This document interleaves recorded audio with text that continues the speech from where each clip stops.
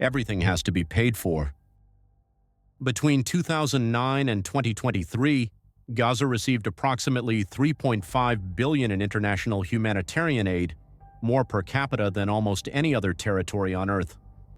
The population did not thrive, the economy did not stabilize. GDP per capita in Gaza ran at approximately $1,200, among the lowest in the world. The aid kept people alive. It did not create an economy.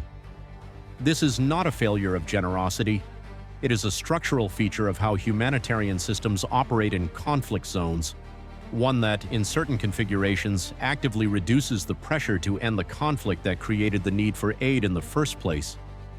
This episode examines how donor dependency functions as a hidden perpetuation mechanism in protracted conflicts, why aid systems sometimes stabilize the conditions that make conflicts sustainable, and what the economics of humanitarian assistance actually produce. Aid keeps conflicts alive as often as it saves lives. How aid dependency forms. Humanitarian aid enters a conflict zone to address immediate crisis: food shortages, medical emergencies, displacement. This is its intended function. But in protracted conflicts, those lasting 5 years or more, aid infrastructure becomes embedded in the local economic and political system. It stops being emergency response, it becomes the economy. The World Bank's analysis of aid-dependent conflict-affected states identifies a threshold at which humanitarian assistance begins to constitute more than 50% of a country's effective GDP. Once that threshold is crossed, the conflict zone develops a structural dependency on external funding that operates independently of any resolution process. Aid flows become the primary economic activity. Aid agencies become the largest employers. Aid distribution networks become the most significant logistical infrastructure. Afghanistan illustrates this pattern at scale.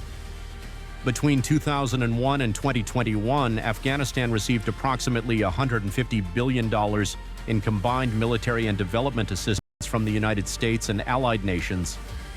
By 2020, foreign aid constituted approximately 40% to 50% of Afghanistan's total GDP, according to World Bank data. The Afghan economy did not function independently of this inflow. It could not. They said international aid would build Afghan institutions, create economic self-sufficiency, and reduce dependency within a decade. They got 20 years of sustained aid dependency, an Afghan economy that collapsed within weeks of aid withdrawal in 2021, and a total assistance bill of $150 billion that produced no lasting economic infrastructure. The Gaza calculation. Gaza represents one of the most extreme cases of aid dependency in modern history. UNRWA, the United Nations Relief and Works Agency, has operated in Gaza since 1949, making it one of the longest-running humanitarian operations in the world. UNRWA's annual budget for Gaza runs approximately $500 million to $700 million, funding education, healthcare, and basic services for a population of approximately 2.3 million people. The economic structure of Gaza reflects this dependency. Private sector employment has consistently accounted for less than 15% of total employment, according to Palestinian Central Bureau of Statistics data. Public sector and aid sector employment, jobs created by or funded through international assistance, dominates the labor market. The economy is not productive in the conventional sense, it is sustained. Between 2009 and 2023, total humanitarian and development aid to Gaza reached approximately $3.5 billion. GDP per capita remained below $1,200 throughout this period. The ratio of aid to GDP exceeded 40% in most years. This is not an economy recovering from conflict. This is an economy that has been replaced by an aid system. They said sustained humanitarian assistance would stabilize Gaza's population and create conditions for economic recovery. They got a 15-year aid dependency cycle in which the economy contracted further even as aid volumes increased, and in which the political conditions for resolution remained unchanged. the perverse incentive structure. Aid dependency does not just fail to resolve conflicts. In certain structural configurations, it actively reduces the incentive to resolve them.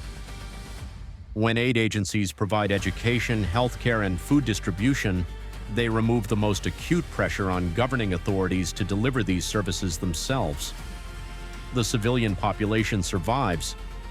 The humanitarian crisis does not escalate to the point that forces political change or negotiated settlement. The status quo, however dysfunctional, becomes sustainable. The RAND Corporation has modeled this dynamic across multiple conflict-affected states. Their analysis shows a statistically significant correlation between sustained aid dependency and conflict duration. Conflict-affected territories receiving more than 30% of GDP in external aid tend to remain in conflict 40% to 60% longer than comparable territories receiving less aid. This is not because aid causes conflict. It is because aid in certain configurations removes the economic and political pressure that might otherwise force resolution. The mechanism operates through several channels simultaneously. Aid funds basic services that governments would otherwise be compelled to provide, removing accountability pressure. Aid creates employment in the aid sector itself, generating a domestic constituency with economic interest in the continuation of the crisis. And aid stabilizes populations at a subsistence level that prevents the kind of acute economic collapse that historically triggers political change or negotiated settlement. Somalia provides another illustration. Between 2000 and 2020, Somalia received approximately $20 billion in combined military and humanitarian assistance. The country remained a failed state throughout this period. Aid sustained a survival infrastructure, food distribution, basic medical care, refugee camp management that kept the population alive while the political and security situation remained unresolved. The aid system and the conflict system became mutually reinforcing. Who benefits from the cycle? Aid dependency is not a neutral economic condition. It creates winners, and the winners have institutional interests in maintaining the system. International aid agencies employ tens of thousands of staff globally. Their budgets, institutional prestige, and organizational survival depend on the continued existence of humanitarian crises. This does not mean they actively perpetuate conflict, but the incentive structure, funding tied to crisis metrics, staff employment tied to operational scale, creates an institutional environment in which crisis persistence is, at minimum, not economically inconvenient. The World Bank's analysis of the international aid system identifies aid industry overhead, the administrative, logistical, and personnel costs of delivering aid, at 25% to 40% of total aid budgets in conflict zones. For every $100 million in aid directed at Gaza or Afghanistan, $25 million to $40 million is consumed by the delivery system itself. This overhead does not reach the population. It funds the infrastructure of assistance, and that infrastructure has its own economic and institutional logic. Local actors also benefit.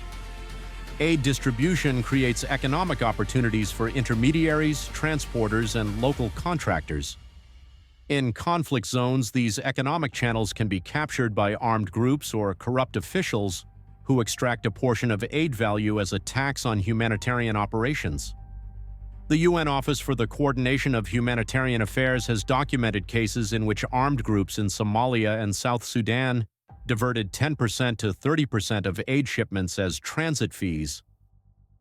They said international oversight and accountability mechanisms would prevent aid diversion and ensure resources reached intended beneficiaries.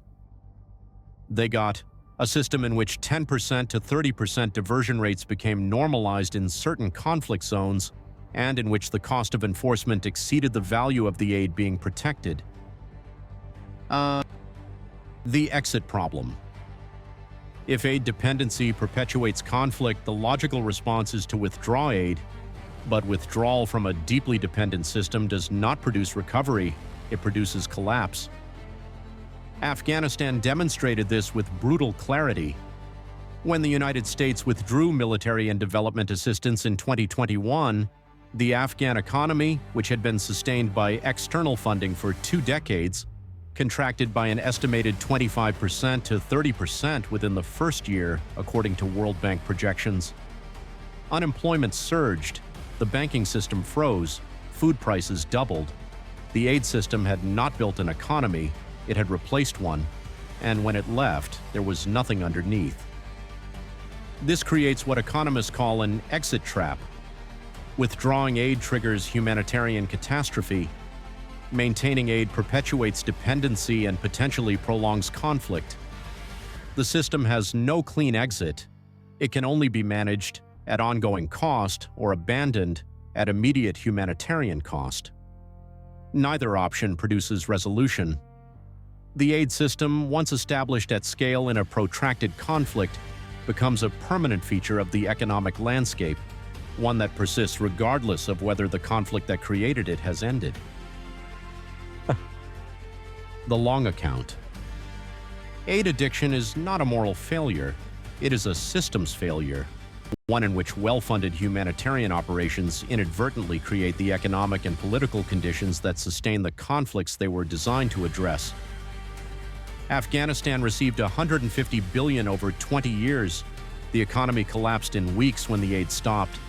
Gaza received $3.5 billion over 15 years. GDP per capita remained below $1,200. Somalia received $20 billion over 2 decades. The state remained failed. In each case, the aid kept people alive. In each case, the aid did not create the conditions for the conflict to end. The total global humanitarian aid budget exceeded $30 billion annually by 2023, according to OCHA data. A significant portion of this flows to protracted conflicts, situations in which the crisis has persisted for 5 years or more. The World Bank estimates that protracted crises account for 80% of global humanitarian spending, but represent only 30% of active conflict situations. Aid concentrates precisely where it is least likely to produce resolution. This is not an argument against humanitarian assistance. People must be fed, the sick must be treated. But the economic logic of how aid systems operate in protracted conflicts must be examined with the same rigor applied to any other system. Because the price of conflict is not only what it destroys, it is also what it sustains. Subscribe to the price of conflict. Because sometimes the most expensive intervention is the one that keeps everything exactly where it is.